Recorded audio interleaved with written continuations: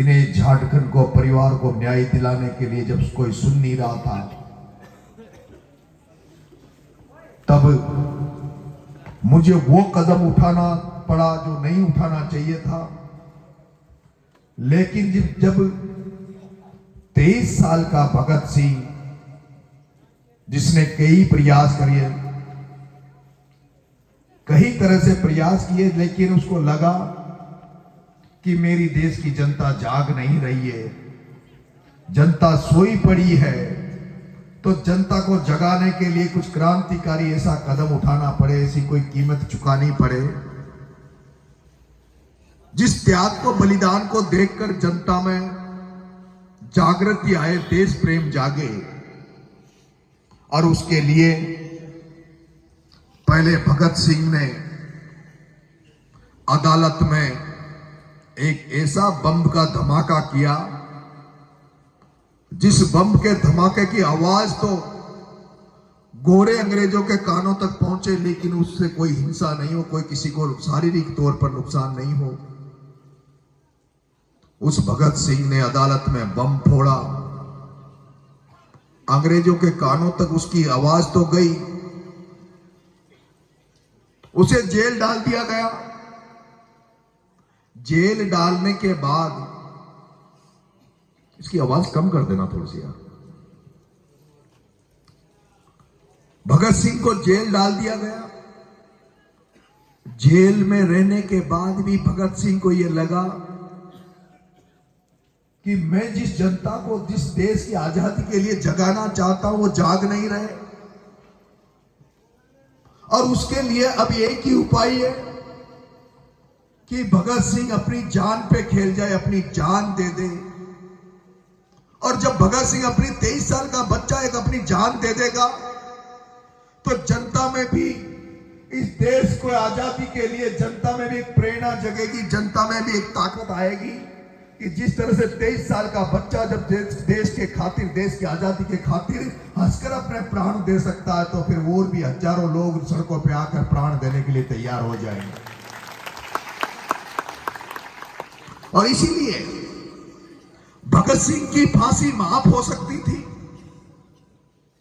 भगत सिंह की फांसी माफ हो सकती थी। उसके मां बाप जब उससे मिलने जाते थे, तब भगत सिंह की मां ने, जो 23 साल का बच्चा भगत सिंह जो जेल में पड़ा था, फांसी अनाउंस हो गई थी, तब उसकी मां ने कहा था कि हे भगत, हे मेरे बेटे, मैं तुझे घोड़ी पर बैठना देखना चाहती हूं, तुझे दूल्हे के रूप में देखना चाहती हूं, मैं तेरे बच्चों को खिलाना चाहती हूं। हे भगत, सरकारी गवाह बन जा, मैं तुझे फांसी के फंदे पर लटकते हुए, मरते हुए नहीं देखना चाहती। तो पता है भगत सिंह ने क्या अपनी मां से कहा कि है मेरी मां, है मेरी मां, अगर चांद अगर अपनी जिद पर अड़ जाए तो अड़ना बहुत जरूरी है।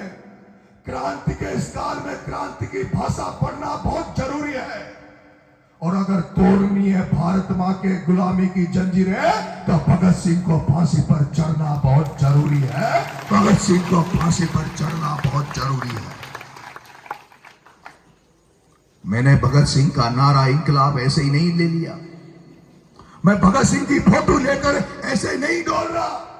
जैसे भगत सिंह ने देश की आजादी के लिए अपनी कुर्बानी दे दी, हंसते हंसते फांसी पे चढ़ गया, वैसे ही आपका बेटा भी आपको जगाने के लिए आया है, आपको जगाने का प्रयास कर रहा है। इस हाड़ौती को आजाद कराना चाहता है, हाड़ौती के किसानों को आजाद कराना चाहता है, हाड़ौती के मजदूरों को आजाद कराना चाहता है। इसलिए आप सोचते होंगे कि नरेश हिंसा का मार्ग अपनाता है, नरेश जानबूझ के हिंसा का मार्ग, नरेश जानता है हिंसा का मार्ग गलत है, लेकिन नरेश ने जानबूझकर, जब दिनेश झारखंड को न्याय नहीं मिला, तो नरेश ने जानबूझकर बस में आग लगाई कि हाड़ौती की जनता, सोई हुई जनता जाग जाए। और ये वही दिन था, ये वही दिन था जब मैं गांव से रवाना हुआ, तब मैं ये सोच के निकला था कि आज आर पार की लड़ाई होगी। और इसलिए जब मैं काला तालाब पहुंचा, एक तरफ 6 किलोमीटर पे आईजी बैठा था, दूसरे 5 किलोमीटर पे एसपी बैठा था। आईजी एसपी की औकात नहीं हुई जो नरेश मीणा जहां खड़ा था वहां जाए। और वो जो दिन था वो हाड़ौती को जगाने का दिन था, हाड़ौती के लोगों को जगाने का दिन था। जो मरे पड़े थे, जो सोए पड़े थे, उस दिन कहीं न कहीं उनकी आत्मा जाग गई थी। मैं जब कवाई के थाने में जब प्रमोद जैन भाया का डंपर मैंने रेत का पकड़ाया था, जब मैंने उसका रेत का डंपर पकड़ाया, हम पे लाठियां बरसाई गई, पुलिस ने हमारी पूरी चमड़ी को काली कर दिया था। 1 महीने कोरोना काल में मुझे जेल डाला, मेरे 9 गांव के साथियों को जेल डाला।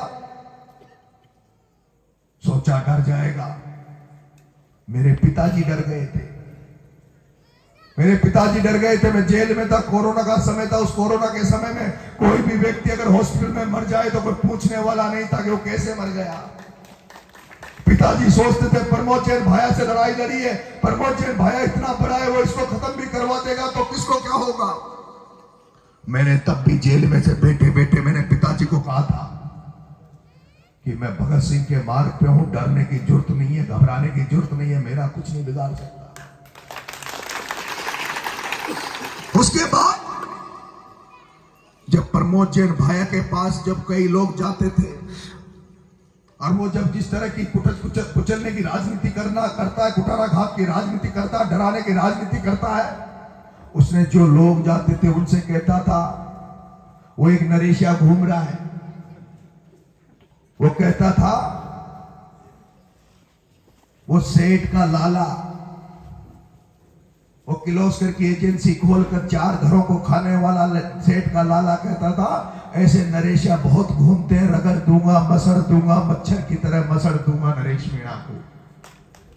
लेकिन वो नहीं जानता था कि मैं खानदानी घर में पटेल के घर में पैदा हुआ हूं, कल्याण सिंह के घर में पैदा हुआ हूं, जिसका वंश भी कोटड़ी के ढूंढिया परिवार से निकला है। वो ये नहीं जानता था। अब रो रहा होगा, अब आंसू आ रहे होंगे, भाभी कहते होगी बाया जी मुने थेली खींची ने खाई सुलड़े छे, यो तो सन कीचे पागल छे, इसु क्यों पंगो ले लियो, इसु क्यों पंगो ले लियो, रोरी होगी, रोया होगा। वो दिन मैंने शुरुआत करी थी कि मैं भी हाड़ौती में अपने लोगों को आर्थिक रूप से भी मजबूत करूं, राजनीतिक रूप से भी मजबूत करूं, सांस्कृतिक रूप से भी मजबूत करूं। और आज मैं देख रहा हूं जिस तरह से पीली लुगड़ी में ये माताएं बहनें बैठी है, ये सांस्कृतिक रूप से मजबूती की तरफ हम आगे बढ़ रहे हैं और राजनीतिक तौर पे मजबूत होने के लिए उपचुनाव आया है। ये बाबा खाटू श्याम की कृपा हो रही है। जैसे रावण को मारने के लिए भगवान राम को बनाया, जैसे कंस को मारने के लिए कृष्ण को बनाया, वैसे ही ओम बिरला, प्रमोद जैन भाया, प्रताप सिंह सिंघवी को मारने के लिए भी तुम्हारे नरेश को बनाया है।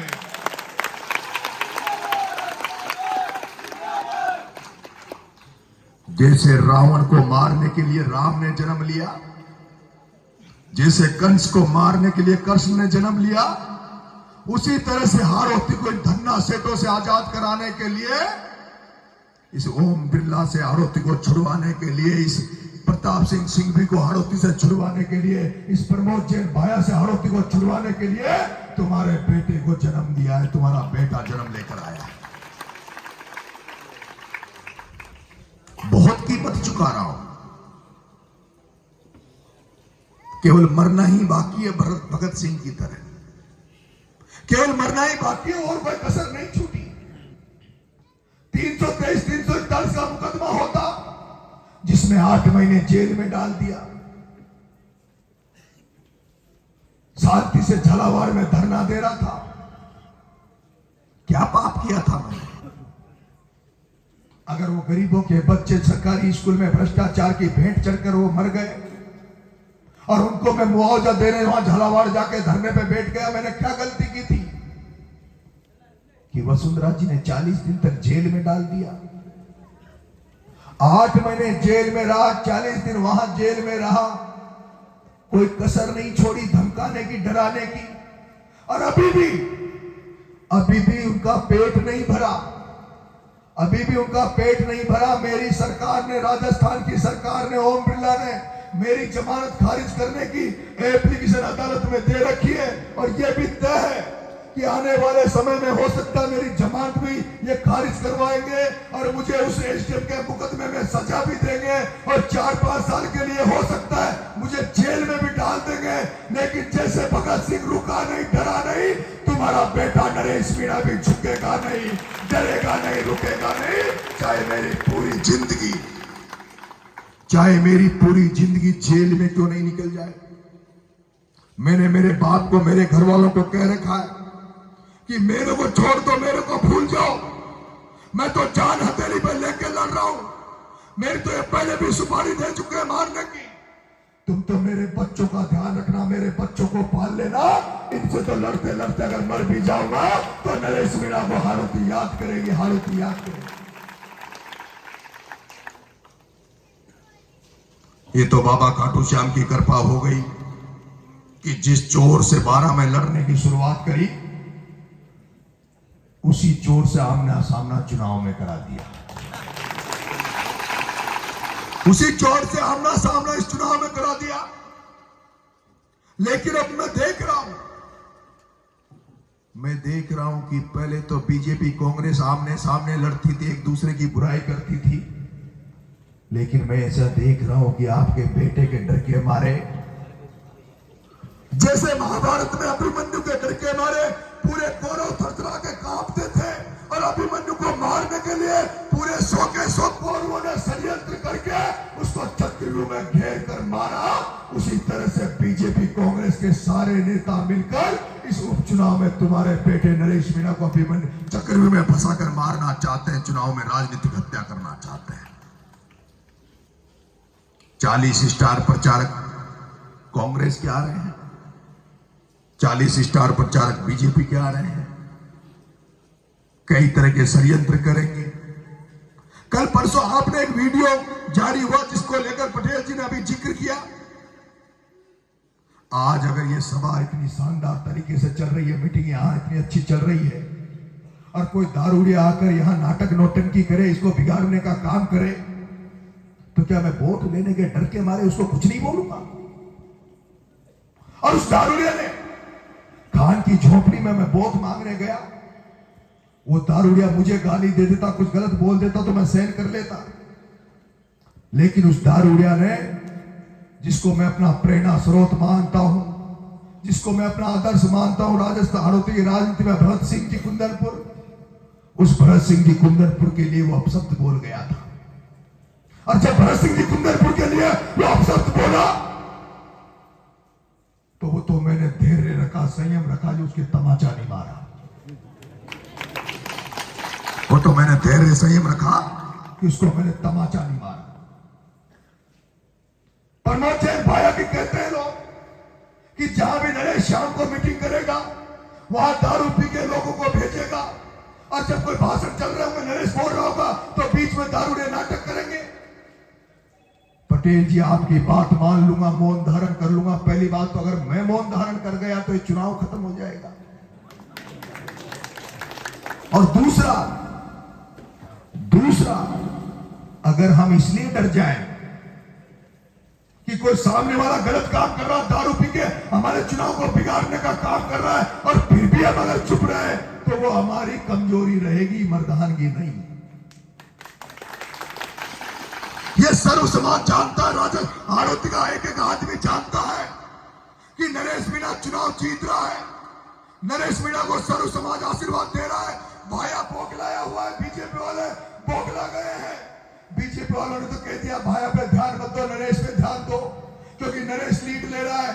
लेकिन प्रमोद जैन भाया को पूरी हाड़ौती जानती है। जब शिवनाथ जी नागर के खिलाफ प्रमोद जैन भाया निर्दलीय चुनाव लड़ा था, तभी से प्रमोद जैन भाया चोर ने, एक धाकर समाज का छात्रावास था, उसके सामने खुद पर गोलियां चलवा ली, खुद की गाड़ी पे गोलियां चलवा ली और उस शिवनाथ धाकर पे कलंक लगा के उसको हरवा दिया था। ये इस चुनाव में भी करेगा, ये इस चुनाव में भी करेगा। गड़बड़ करना इसका तय है। लेकिन मेरे पास किसी पत्रकार ने बताया कि इस बार खुद पे हमला नहीं करवाएगा, खुद के बेटे पे हमला नहीं करवाएगा। इस बार ये सोच रहा है कि मैं ऐसा करूं कि उसने कोई उर्मिला जैन पर कोई पत्थर फेंकवा दूं, उसकी गाड़ी तुड़वा दूं और मैं चिल्लाता फिरूं, देखो मारी घरारी मारी रहे, मारी घरारी मारी रहे, मारी घरारी मारी रहे, वो नरेश गुंडा ने मारी घरारी मारी। और ऐसे करके ये सिंह फेती लेना चाहता है, दया का पात्र बनना चाहता है। वो राक्षस दया का पात्र बनना चाहता है, जो हाड़ौती को खा गया, जो खनन माफिया बन गया, पूरी दुनिया को खा गया, 70,000 करोड़ का मालिक बन गया। वो अब छुपा छुपा फिर रहा, दया का पात्र बनना चाह रहा है, गिड़गिड़ा रहा है। लेकिन अब ये जनता उसको माफ करने वाली नहीं है, क्योंकि जनता जानती है। राजस्थान में नारा तो लगा था, खाया रे खाया, खूब खाया, पूरा देश, एक तो पूरा गांव खा गया। लेकिन अंता की धरती पर बच्चे से लेके युवा से लेके बुजुर्ग गली गली मोहल्ले में नारे लगा रहे हैं कि गली गली में शोर है प्रमोद जैन भाया, गली गली में शोर है। ये नारा गली गली में गूंज रहा है। प्रमोद भाया किसी को शकल दिखाने लायक नहीं है। कल को मैं पलायता गया था, पलायता में लोग कह रहे थे भाई साहब मोटरसाइकिल पे बैठ रहे हो और छाने छाने गड्डियों को चक्कर काट रहे। अब केवल रात को बैग भर के जाता है, रात को गाड़ी में बैग भर के जाता है और चुपके से अपने अपने आदमी को पैसे दे आता है और सोच रहा है, मैंने सुना है कि उसने पैसे रखवा भी दिए कहीं गांव में, और वो सोच रहा है कि चुनाव को 1-2 दिन पहले बांटेगा तो थासू सब सुखेरे उका बाप ने तो कुड़ी चलाई, न प्रमोद जैन भाई ने हड़का दियो, न खाए खाए पानत करी।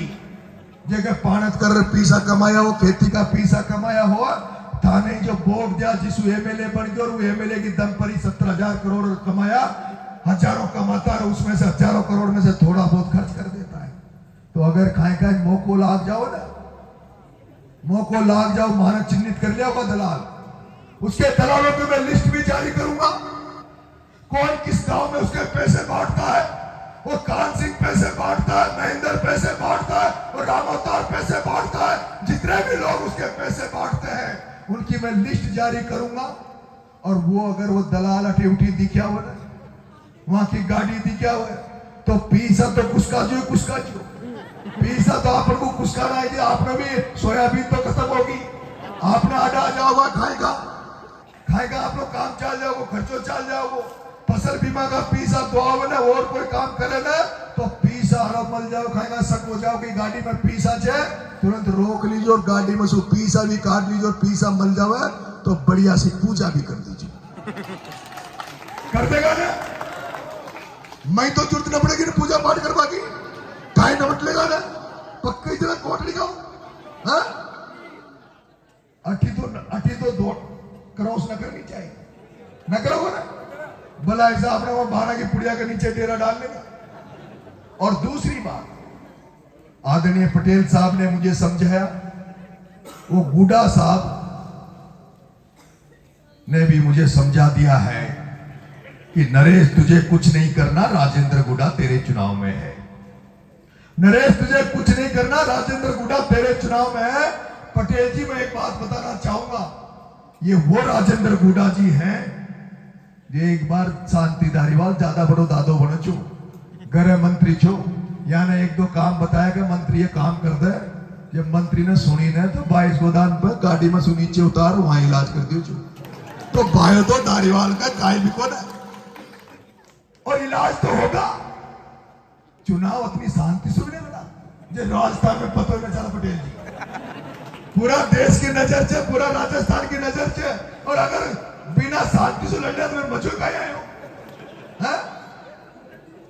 मैं गाय बन के लड़ रहा हूं, मैं गाय बन के लड़ रहा हूं, शांति से लड़ रहा हूं। कल एक कलेक्टर ने नाटक किया, 12 के कलेक्टर ने कल किसी को कहा कि नरेश मीणा की वीडियोग्राफी कराओ, गाड़ियों की वीडियोग्राफी कराओ, और इसका खर्चा इतने 3-4 दिन में इतना दिखा दो ताकि आगे सभा नहीं करे। मैंने आज सुबह सुबह कलेक्टर साहब को फोन किया, मैंने कलेक्टर साहब हाथ जोड़ के चुनाव लड़ रहा हूं, गाय बन के चुनाव लड़ रहा हूं, गड़बड़ मत करो, ना तो वसुंधरा बचाओगे, न दुष्यंत बचाओगे, न बिरलो बचाओगे, कोई भी न बचाओगे। और अगर मारो दिमाग एक बार घूम गयो ना तो फिर ही फिर। इसलिए आप सब मेहनत करो। गांव में एक रिपोर्ट मिल जाएगी। सूरज, गांव का युवा साथी नो टिक कर लीजो, हाथा जोड़ी करो, आसपास भी हाथा जोड़ी करो। आज छोटी बपौर ने जिस तरह से चौकी में बोरदा में जिस तरह से लोगों को विश्वास जीत्यो, आज अपना चरेलिया में जिस तरह से लोगों को उन्हें सर्व समाज को विश्वास जीत्यो, आज आपने भी जिस तरह से पूरे गांव के सर्व समाज को सम्मान दे रहे हो, मान दे रहे हो, उनको विश्वास में ले रहे हो, इसी तरह से प्रचार को आगे बढ़ाते रहो। सर्व समाज के बिना ये चुनाव नहीं जीत पाएंगे। सर्व समाज को आगे रखो, उनको मान दो, उनको सम्मान दो, और मान सम्मान दोगे तो अपन को भी सम्मान मिलेगा। सर्व समाज का मान सम्मान मुझे भरपूर मिल रहा है। ये यादव साहब बैठे हैं, जगदीश यादव कुटिया। जगदीश यादव साहब के गांव गया था मैं आज। उस गांव में एक भी घर मीणा समाज का नहीं था, यादव समाज था और मेघवाल समाज था। लेकिन मुझे जिस तरह से घोड़ी पे बिठाया, पूरे गांव ने सम्मान किया। आज अपना एक गांव बपौर के पास है, वे